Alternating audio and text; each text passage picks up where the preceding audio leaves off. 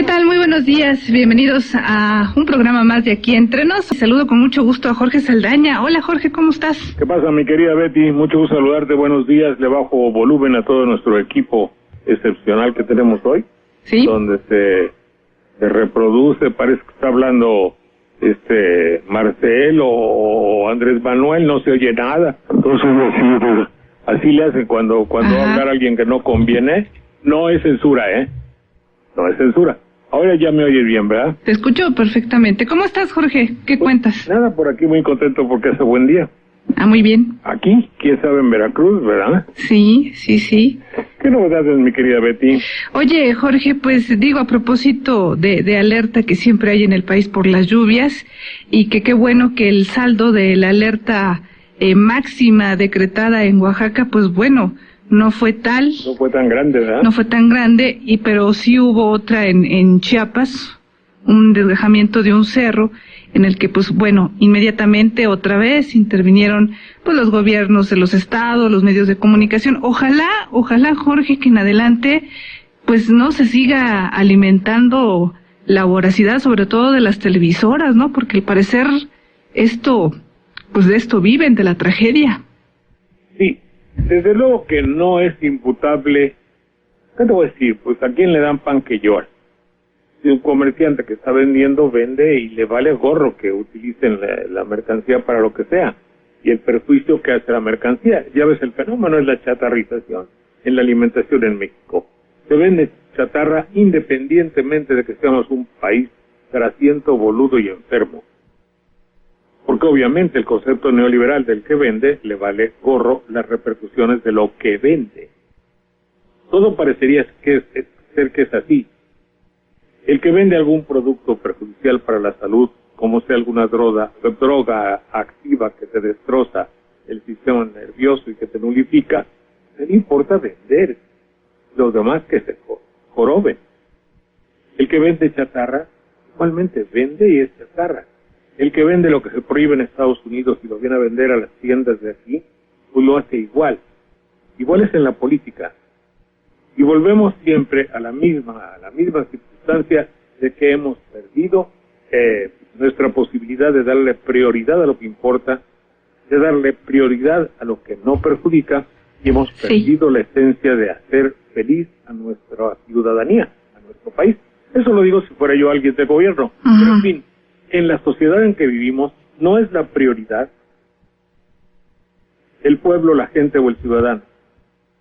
Al pueblo hay que volverlo respetable público, que compre su boleto.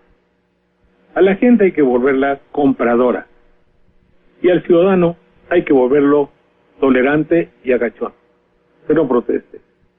Y es el sistema ideal, y es lo que han hecho los medios, el discurso y la filosofía política de países de Latinoamérica. El fenómeno no es únicamente de aquí, es general. ¿Cómo hacemos para acá? Y acabo de descubrir otra, mi querida Betty. Sí. El orgullo de ignorar. Lamentablemente, por cuestiones cronológicas, esto quiere decir, cuando es uno viejo, se da cuenta de muchas cosas que no se daban, creo. No sabes cuánto he observado que hay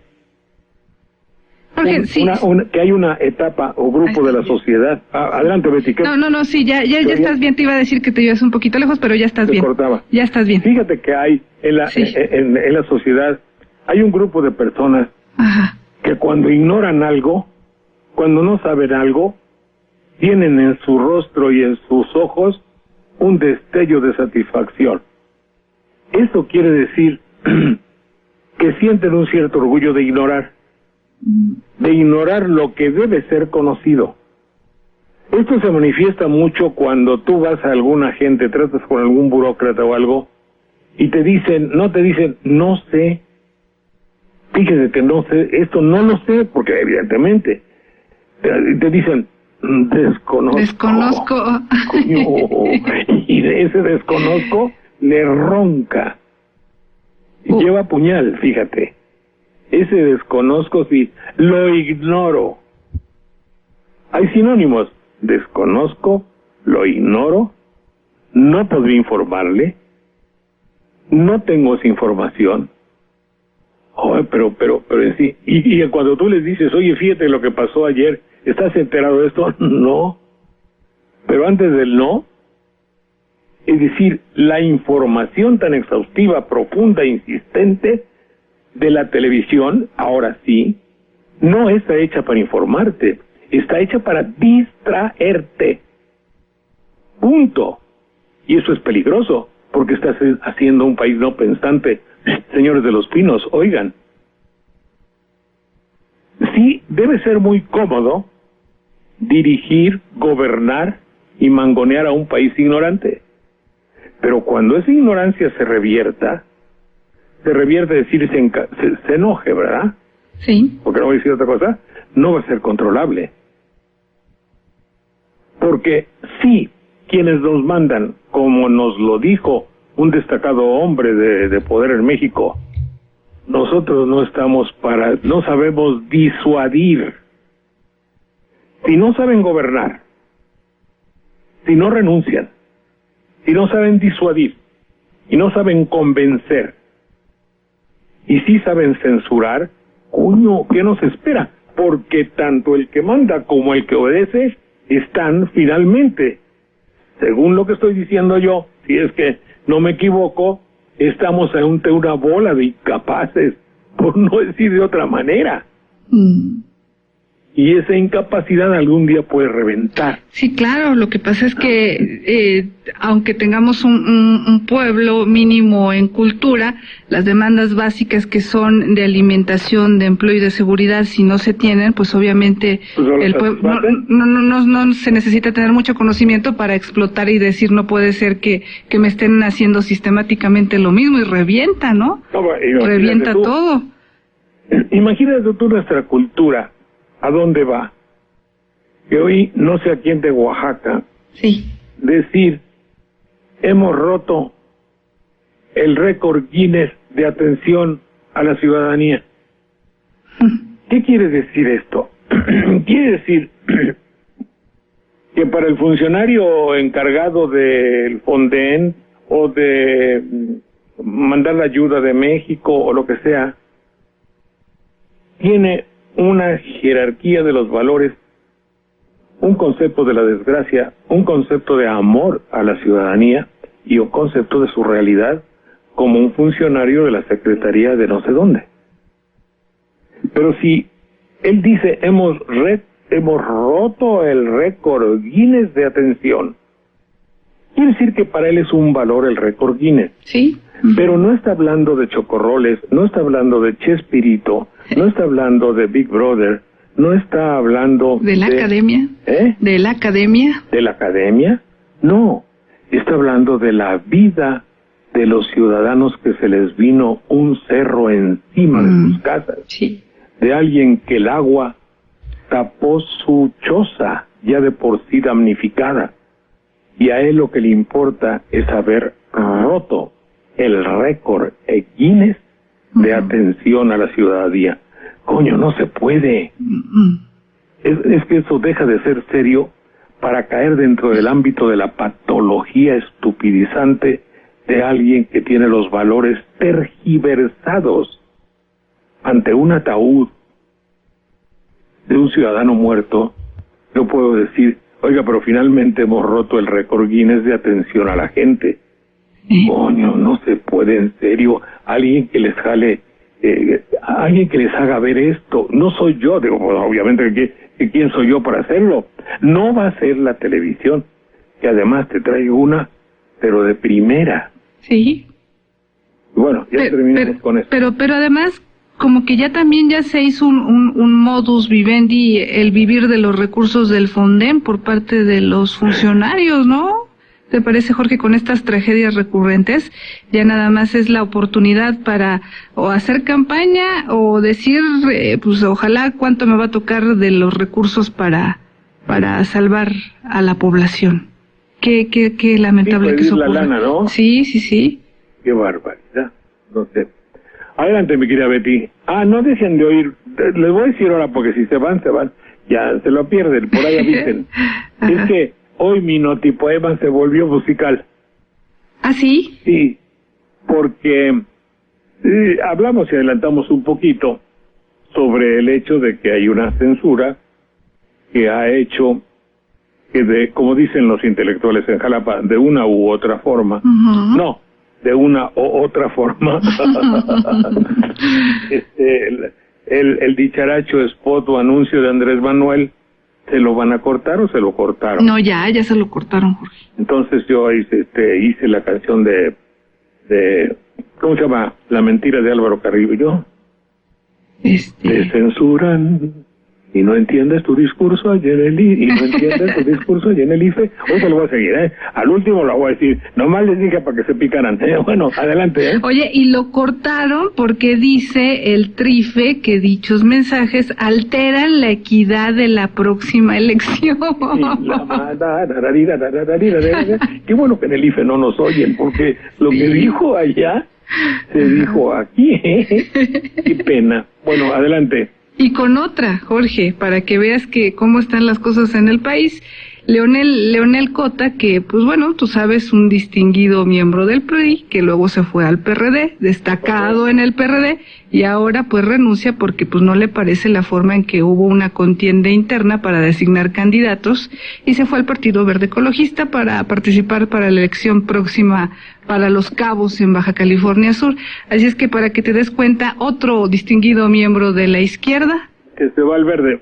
Es decir, que hemos llegado, es que, bueno, si ustedes me dicen, bueno, ¿qué harías tú en lugar de Leonel? Ya se va otro, yo diría, pues no me voy y no soy, diría yo. Pues sí. Pero Leonel quiere ser, bueno, pues yo me voy, renuncio a todo yo y me voy con el verde ecologista, que es renunciar a la categoría de ser humano. Sí. Ya, es una manera de decirlo de mi parte, ¿no? Pero en fin, ser un hombre de ideas, de las que sean, y pertenecer a un partido me parece muy noble y muy digno. Así fuese un partido de la derecha, sí, con la cual no participo, en fin, ideológicamente, o de la ultraderecha menos. Pero bueno, si así es tu idea, muy bien. Pero si dices, me corre la derecha, tengo que ir a la cloaca de un partido que obviamente tiene intenciones de carácter delictivo, puesto que va tras la lana en el sentido más peyorativo de la palabra, eso no le dejan recurso, no le dejan ningún recurso. Ergo, los partidos como fuente de la democracia en México están fenecidos, fallidos, agotados. ¿Me expliqué? No, ¿verdad? Sí, por supuesto. ¿Es cierto? Para que veas una y otra vez más cómo decimos que Andrés Manuel ya se había tardado en deslindarse de toda esa caterva de personajes que pues obviamente nada más andan buscando cómo vivir del presupuesto, ¿verdad? Obvio. Adelante. Hacemos una pausa, Jorge, regresamos. Estamos de regreso en este espacio. Números telefónicos en cabina 5518-7760, Lada sin costo 01800-581-8248. Pues sigue el escándalo, Jorge, de lo que pasó del michoacanazo, del episodio grotesco que significó el michoacanazo, protagonizado por el gobierno federal, y que pues bueno, ya sabes, un gobierno que primero condena, después virigua y que, bueno, usando su fuerza, pues la usa con fines legítimos, para elecciones, para legitimarse, para lo que sea.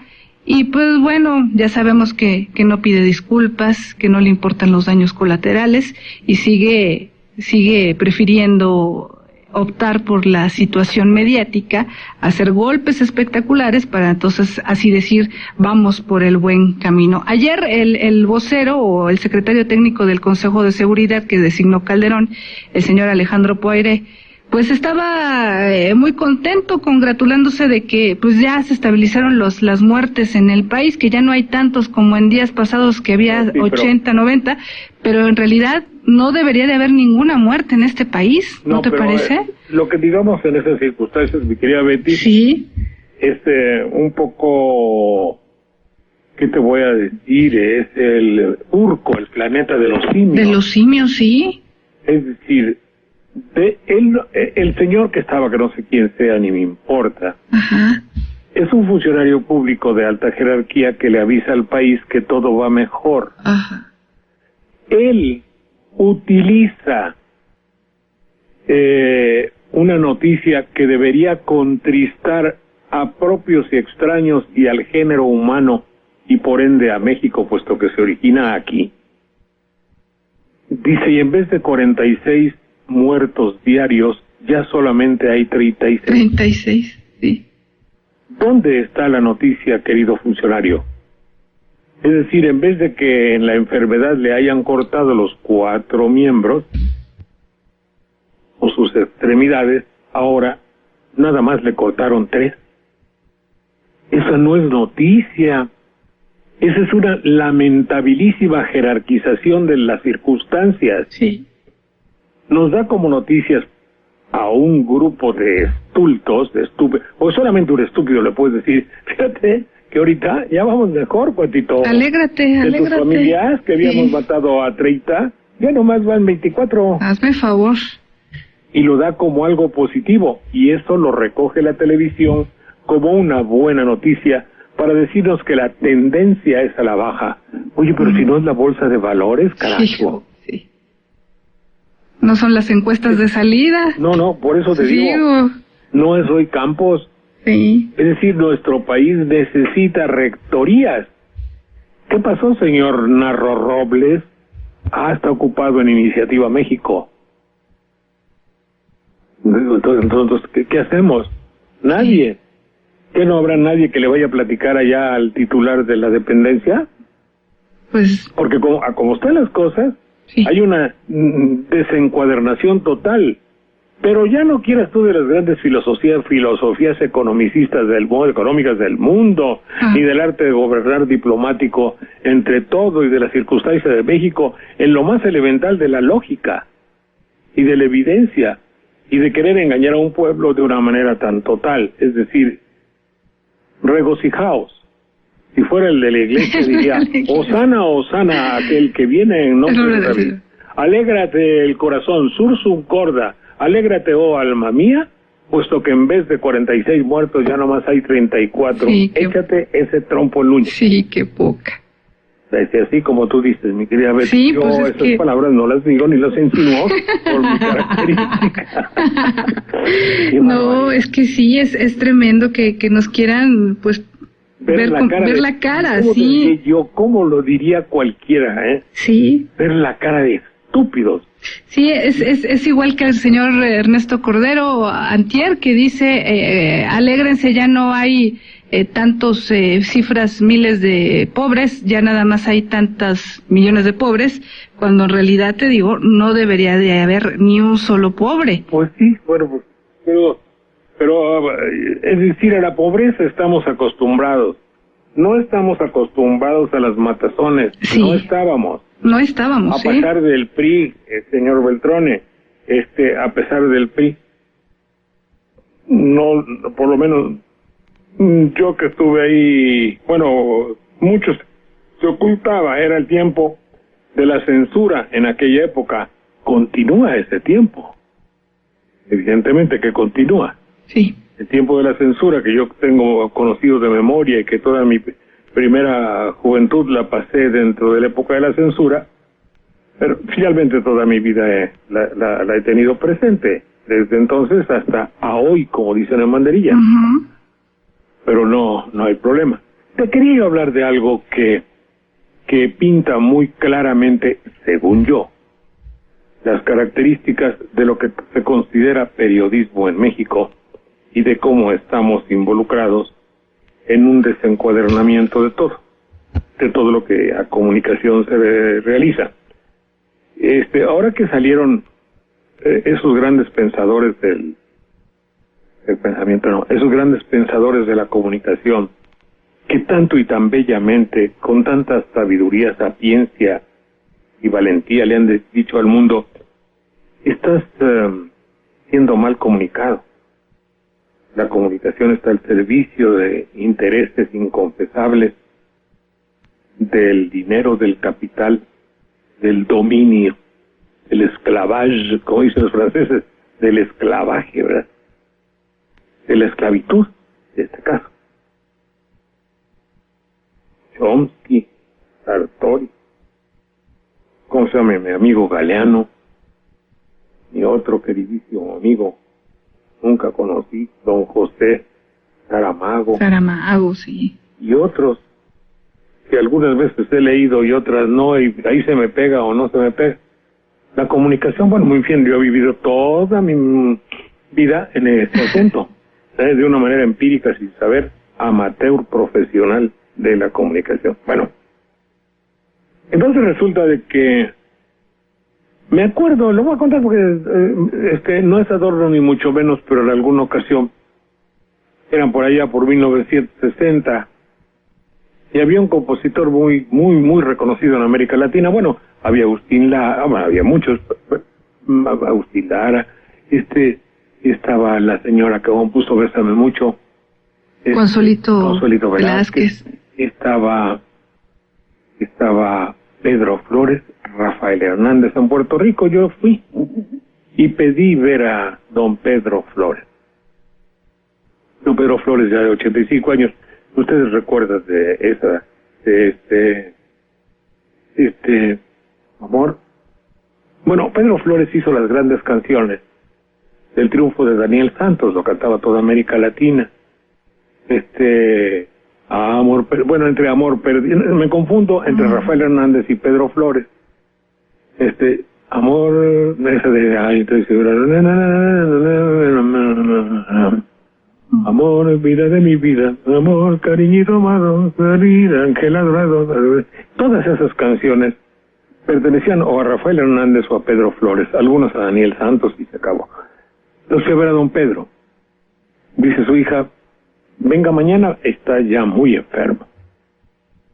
Pues bueno, pues fíjese, vine de tan lejos para hablar con Daniel Santos, con don Rafael Hernández, con Pedro Flores, con el cuarteto, un cuarteto de Manuel Jiménez que había, con Ruth Alvarado, que me acuerdo, creo que vive. Total, que voy a ver a don Pedro Flores con mi camarita. Lo abro para filmar, ¿no? Y encuentro un viejito de 90 años, con su tanque de oxígeno, con su tubo aquí, lúcido, con su cosa para respirar, muy limpio, muy propio, y lo digo yo filmé, y lo filmé. Digo, y ya me platicó lo que pudo. Digo a la hija, fíjese usted que no voy a pasar, ¿por qué? No, dice, bueno señor, pero ¿por qué? Digo, me gustaría que recordaran a don Pedro como fue, un hermosísimo señor viejito cantando sus canciones y triunfador, pero esto a mí me late de presentarlo en el hecho del dolor. No. Como usted quiera, señor, pero ojalá y algún día nos mande. Y perfecto. No lo pude pasar, digo, pasarlo moribundo ya estaba de la red. Efectivamente, los 2 o 3 días murió. Esa es una. Resulta que unos jóvenes hacen una fiesta en México y que son deportistas. Sí. En el México actual, un deportista es una noticia. Es una noticia en sus proezas deportivas y es una noticia en sus andares, quehaceres o circunstancias domésticas y recamariles. Bueno, en el caso de proezas no tanto, porque ya ves que no ganan nada. Pero al fin y al cabo son noticias, ¿no? ¿Cómo no ganan nada quiénes? No ganan ningún partido, no ganan en el fútbol. No, bueno, pero de todas maneras... Son noticias. Son noticias. Sí. Ellos son generadores de noticias del ámbito deportivo y en el ámbito sexual.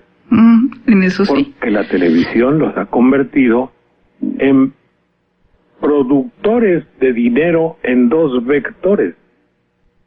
El deportivo y el sexual. Sí. ¿Sí? Y lo mismo dices de cantantes, lo mismo dices, y cuántos programas no hay, o de carácter deportivo, o de carácter erótico genital, para llamarles como son. Sí.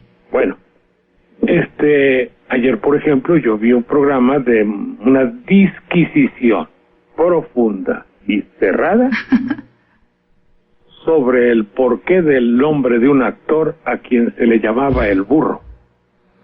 Y huelga decir que no voy a explicar más.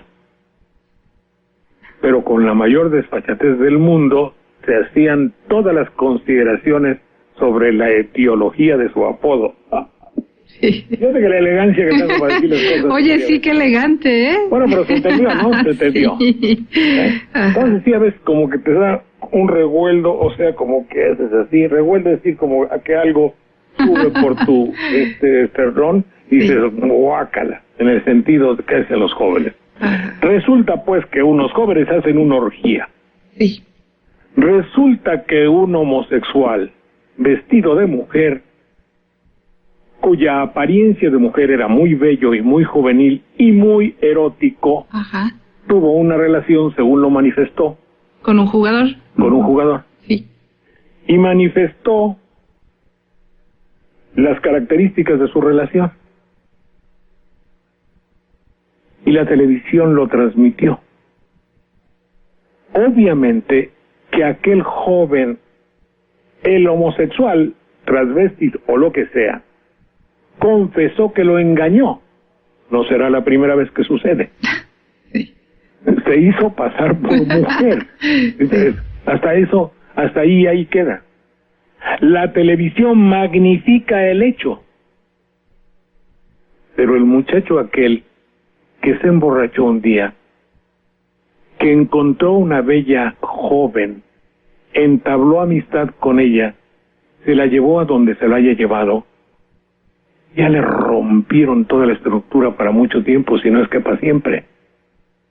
En un país como el nuestro, de cultura machista, alguien que no es homosexual y que guarda obviamente su vida sexual de una manera interior.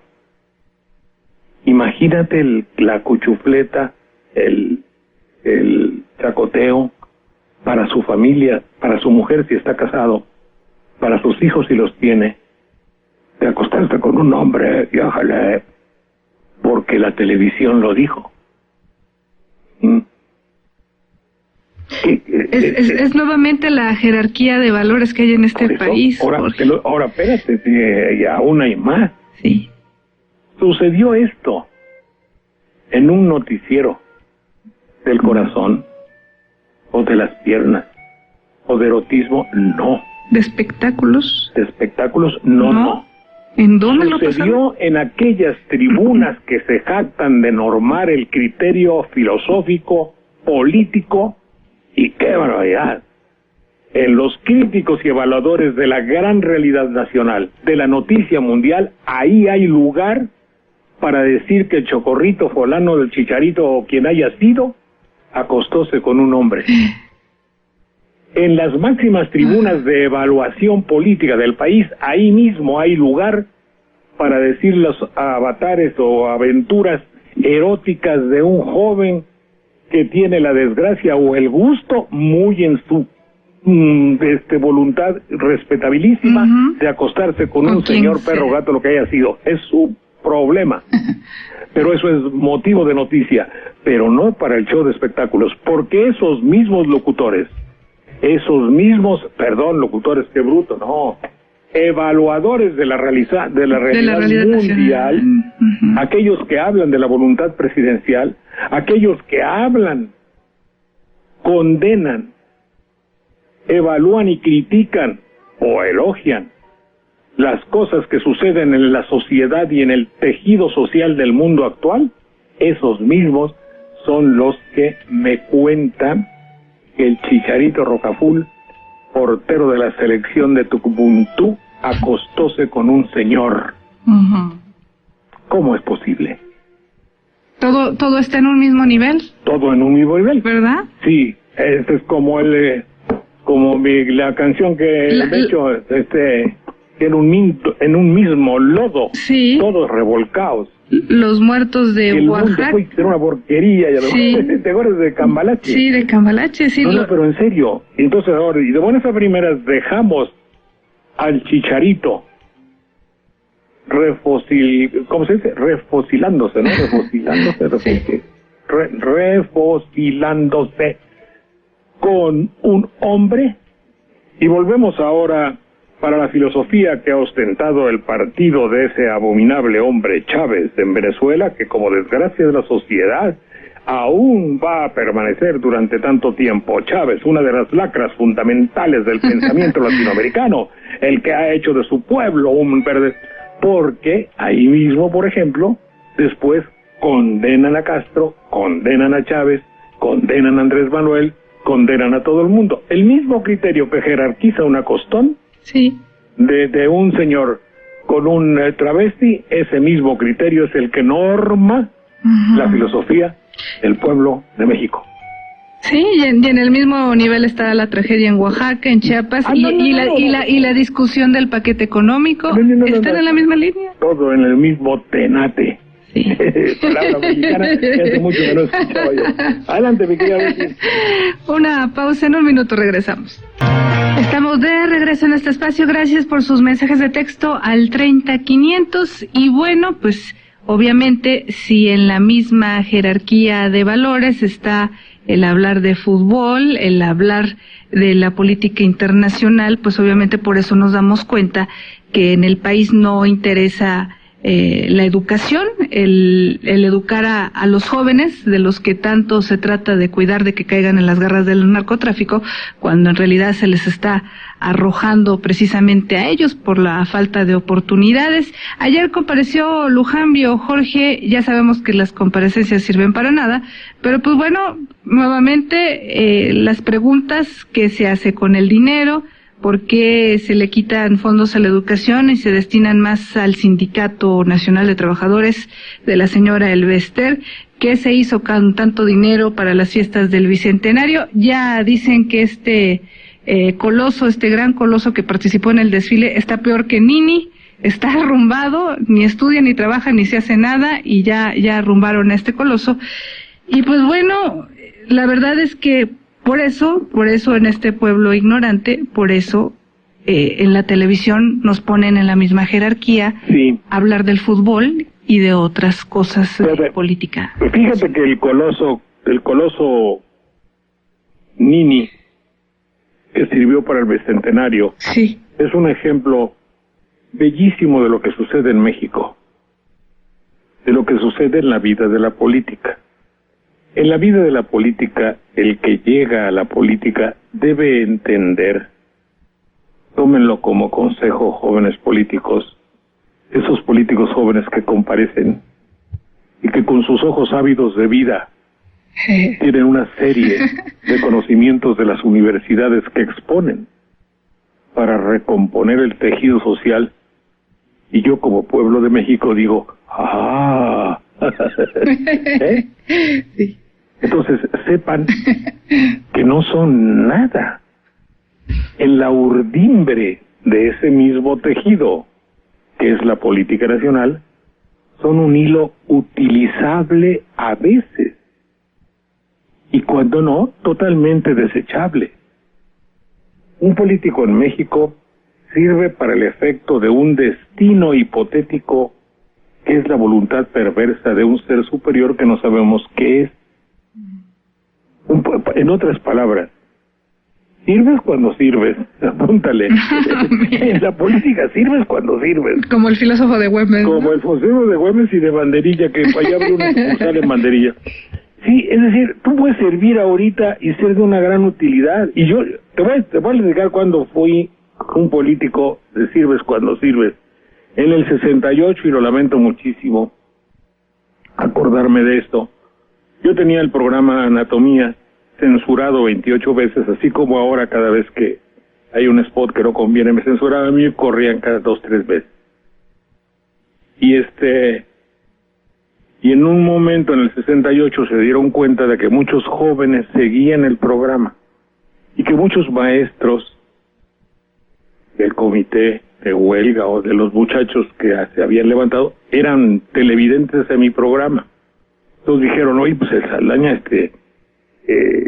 sabe cómo hablarles y todo eso. Y mi tesis era, y yo me acuerdo en aquella época, de que había que saber qué querían exactamente los muchachos para tratar de dialogar, hacer un debate y conceder mutuamente lo que pedían. Lo que pedían o discutir, pues, hacer una discusión. Entonces, y el gobierno, Díaz Ordaz y la televisión no querían.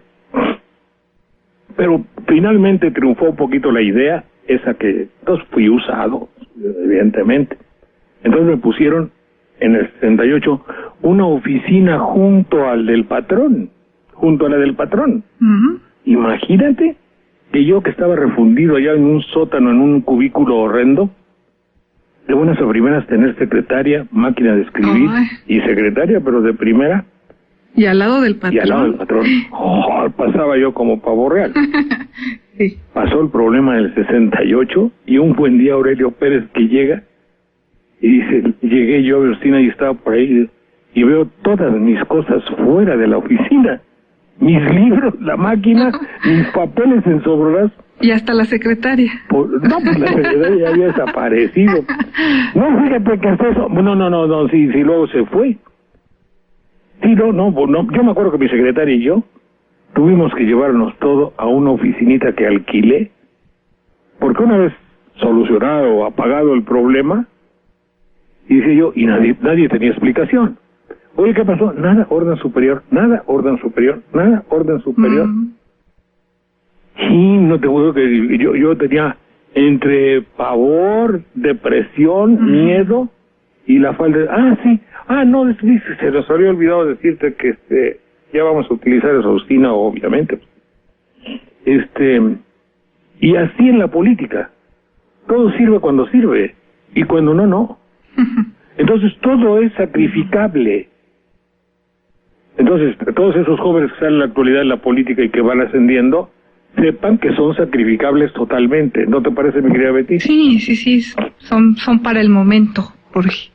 Dice aquí el doctor Lara Peinado. Hola, doctor, lo saludo con mucho gusto, que no habíamos leído sus cosas. El psicoanalista José Antonio Lara Peinado habla y dice, ¿cómo se ejerce el control de población en un país como el nuestro?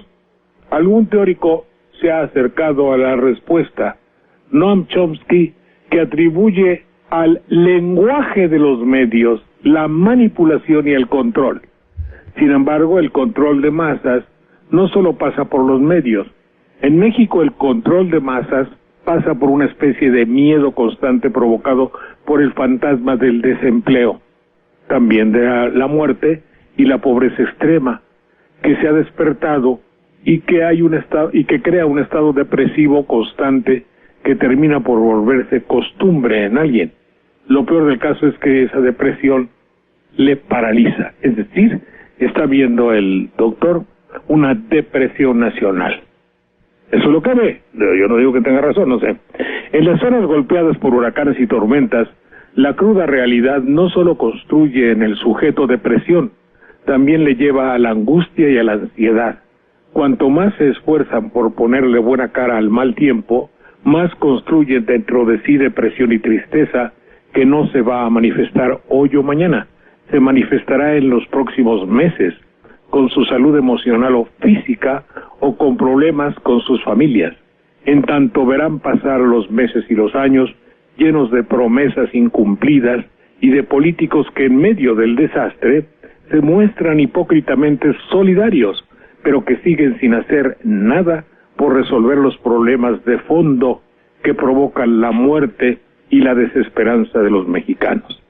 El control de población se hace vía medios de comunicación, pero también se hace cuando pues hay esas manifestaciones de muerte en los puentes, en las calles de nuestros pueblos y ciudades, con hogares deshechos, familias medio ahogadas en desempleo y bajos salarios, con crisis económica, con la deshonestidad de los políticos, la impunidad, despilfarros en fiestas del Bicentenario, y con todo esto y más se controla la población, que hoy más que nunca ha despertado por sus adentros depresión, angustia y desesperanza.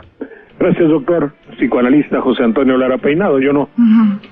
Pues, para que vean ustedes, yo pienso que, es decir, un psicoanalista tiene que tener una ubicación perfecta de los asuntos del espíritu y de la mente y de la conducta. Y si el doctor no se nota en su escrito que esté brincando de alegría o de optimismo, ¿verdad? No, pero me llama la atención hablar de los funcionarios que se tratan de ver solidarios, ¿no? Ante la tragedia. Pues sí, algunos sí, pero la mayoría en este sexenio, hablando del sexenio panista, pues yo más bien creo que se manifiestan arrogantes. ¿No los ves así tú, Jorge, ante los problemas nacionales? Ahí está, Lozano, ahí está Cordero, que están como si nada, ¿no? Sí, Es decir, bueno, Cordero ha de decir, yo sé lo que estamos haciendo. Eso, como me decía a mí, es el neoliberalismo cuando a sus inicios, cuando allá el director del canal me decía, el chaparrito, me decía, nosotros hacemos lo que tenemos y sabemos que debe hacerse. Ajá. Yo decía, ajá. Independientemente que la gente vea el programa o no, coño. Entonces Cordero dice, parecería ser su actitud. Yo sé y creo que él sé, pues digo, pues allá él sabrá. Yo sé que esto debemos hacerlo, independientemente de que el pueblo sufra o no. Pues a toda madre. Lo que yo veo en esto de las desgracias nacionales y el tratamiento de un político ante una desgracia, por ejemplo, tenemos el caso insólito, revelador y terrible de un gobernador que por protección con complicidad o no complicidad, pero bajo su responsabilidad hay 52 niños quemados. Sí. ¿Cómo la libró? ¿Cómo la barajeó? ¿Cómo la escamoteó? Sí, ¿Cómo tomó las bolas, las levantó hacia arriba, hizo malabares, salió y se fue? Es un ejemplo excepcional. Ahora, todos los gobernadores o todos los hombres de poder, en las circunstancias y dependencias, hacen lo mismo. ¿Cómo hago para ayudar a la gente con dinero que no sea mío? ¿Y cómo de esto yo saco un beneficio para mi carrera política? Punto. Sí. Y de buenas a primeras tienes ahí manifestaciones de funcionarios que desde, no me acuerdo si fue en México, sí, creo que fue en México, cuando yo digo que y viva mi estado, y viva Chiapas, y viva Oaxaca, y viva Veracruz, y hemos roto el récord Guinness de atención a la gente. Todo, yo no sé quién lo dijo, porque lo leí, no me acuerdo, pero de todas maneras todo esto significa que hay un desfasamiento de la evolución del juicio. Es decir, que coño voy yo a ganar un récord Guinness porque ayudé a un cuate en banderilla, ni más. Adelante. Una pausa, Jorge, regresamos en un momento. Regresamos, Jorge, llamadas del auditorio. Conocidas solicitan un discurso sin diatribas, un elogio y se acabó. Por mi parte, te aconsejo algún discurso más amable. No les vayas a mentar nunca a su madre. Cuida bien tu votación. ¿Ok? Muy bien. Ya. Va perfecto, ¿eh? Oye, va bien, pero ya completa, ¿no? De una vez. Completa de una vez la canción completa. Estaba ensayando, hombre. A ver, venga. Es que estaba ensayando. No deberías haberlo oído, ¿eh? Pero ahorita, ahí va bien. Ahorita sí ya va. A ver, niña. Métele ahí la canción que se llama. A ver, ¿cómo estuvo lo que censuraron a Andrés Manuel? Pues lo que pasa es que se estaban pasando spots en la tele. Eso vi yo, un spot extraordinario. Sí. Con muchas tesis muy válidas, ¿eh? Sí, eso hay que decirlo. Sí, acerca del decálogo de Andrés Manuel López Obrador. ¿Y qué pasó? Y pues el Tribunal Electoral pues ordena al IFE retirar los promocionales del Partido del Trabajo, porque el Partido del Trabajo era el que encabezaba este spot, donde aparecía Andrés Manuel refiriéndose a este decálogo y que pues resume su proyecto alternativo de nación. Dice el Tribunal Electoral que dichos mensajes pues pueden alterar la equidad de la elección del año 2012. No. Llegamos, y eso lo sé de memoria, al viejo, dime, Estatuto de la Ley de 1968, que a mí me reaplicaron, delito de disolución social. Para mí es paralelo.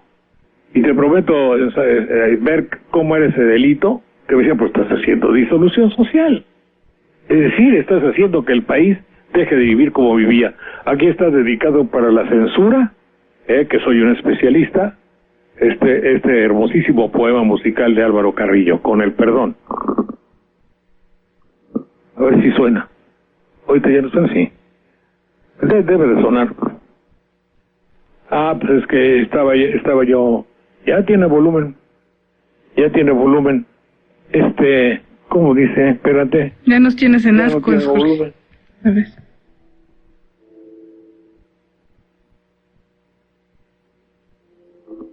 No me llega, espérate. Ahí va. Ahí está.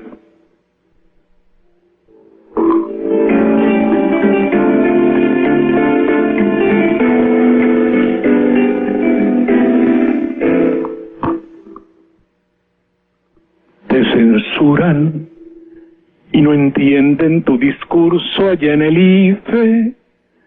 Con palabras al gobierno nunca pises, pues se enoja el cardenal.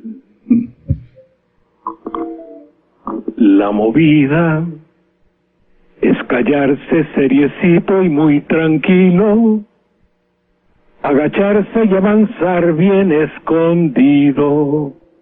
Si te enfrentas, no podrás. Conaculta y demás instituciones conocidas solicitan un discurso sin diatribas, puro elogio y se acabó. Por mi parte, te aconsejo algún discurso más amable. No les vayas a mentar nunca a su madre. Cuida bien tu votación. Música.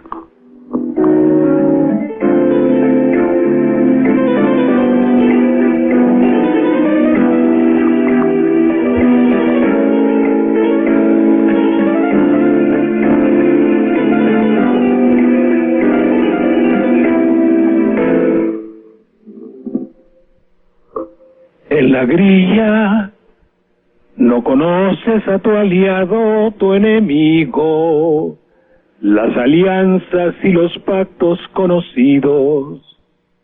Nunca sabes la verdad.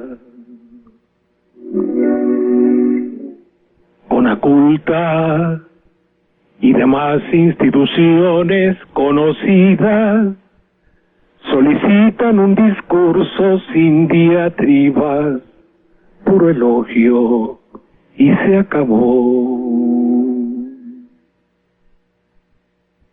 Por mi parte, te aconsejo algún discurso más amable. No le vayas a mentar nunca a su madre. Cuida bien tu votación.